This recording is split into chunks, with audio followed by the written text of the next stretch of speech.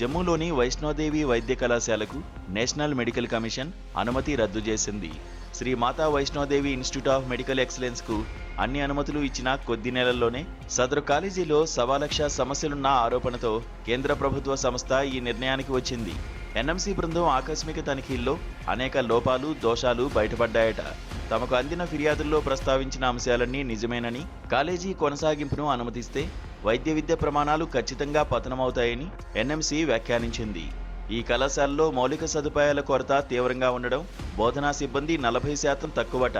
ట్యూటర్లు, డిమాన్స్ట్రేటర్లు, senior residents వంటి వారి లోటు 60% వరకు ఉందట. రోగులు సగమే ఉన్నారట. 80% పడకలు భర్తీ కావాల్సి ఉండగా 40% నిండాయట.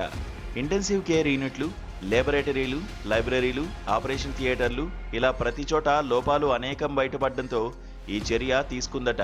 50 మంది ఎంబీబీఎస్ సీట్ల భర్తీతో విద్యా సంవత్సరం ఆరంభానికి సకల అనుమతులు ఇచ్చిన సంస్థకు కొద్ది నెలల్లోనే ఎన్నో ఘోరాలు జరిగిపోతున్నట్టు కనిపించింది.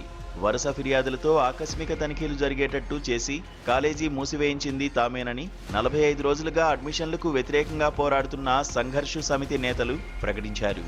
అనుమతి రద్దయిన వార్త చెవిన పడగానే వీరంతా సంబరాలు చేసుకున్నారు. మహాద్భుతంగా నిర్మితమైన ఒక కాలేజీ ఇంకా పూర్తిగా నడక మొదలెట్టక ముందే కుప్పకూలితే ఆనందం కలుగుతుందా? 42 మంది ముస్లిం విద్యార్థులకు చదువుకునే అవకాశాన్ని దూరం చేసిన ఆ సంతోషం కొలవలేనిది.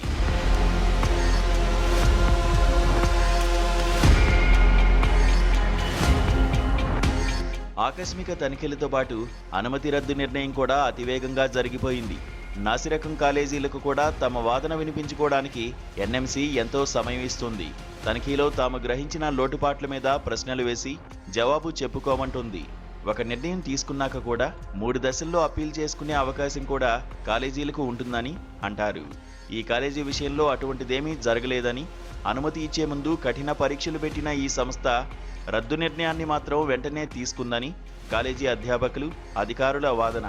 లైబ్రరీ పుస్తకాలు, ఆపరేషన్ థియేటర్లు, ఆడా మగ వార్డులు, లేబొరేటరీలు ఇత్యాది ప్రతి విషయంలోనూ తనిఖీ బృందం తప్పుడు లెక్కలు రాసిందని వారు పోల్చి చూపిస్తున్నారు.